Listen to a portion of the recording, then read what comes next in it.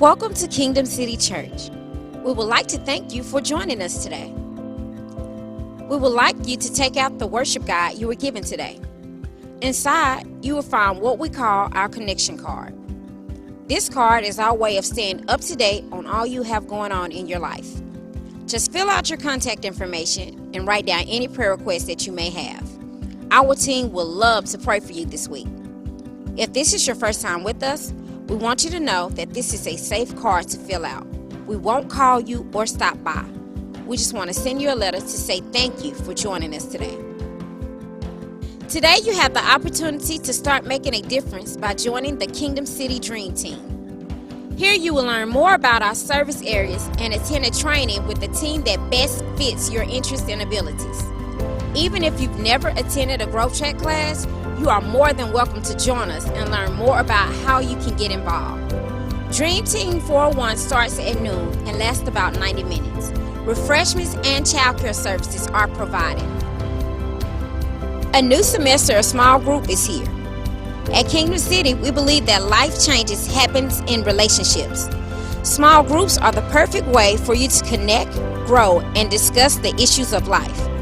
Go online today at www.kingdomcitychurch.org and complete your registration.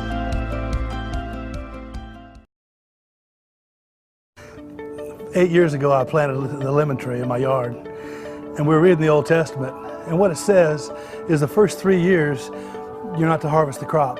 But the fourth year, you harvest the crop, and then you give the first fruits to God.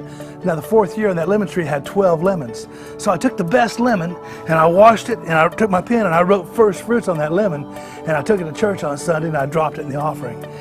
Okay, now 4 years later, our other tree still produces regular-sized lemons, but the tree we tithed on now produces only this size lemons. It doesn't produce any medium-sized or small lemons. It only produces these. God's word is true.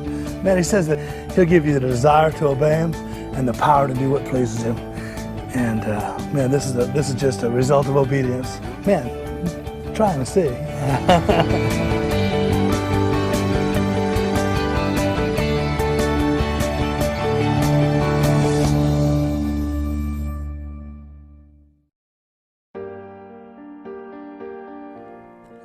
Imagine this bucket of water is your financial situation.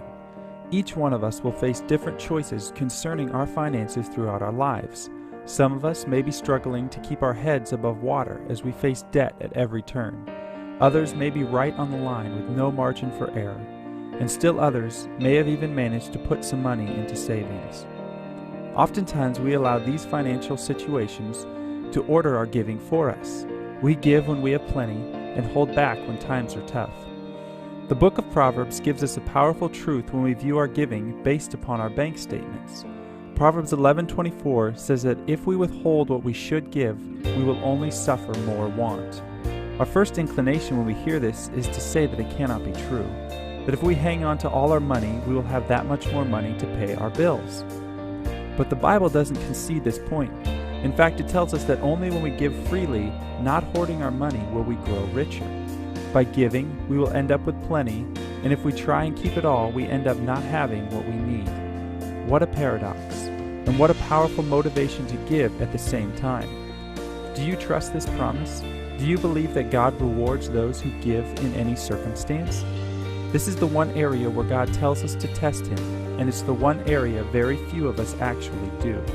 We test His mercy as we run off like the prodigal son, only to find that He welcomes us back with open arms when we repent. And we are willing to test His patience with our habitual sins, again to find that He is slow to anger. So why not test His generosity and see if He does not fulfill our every need just as He promises?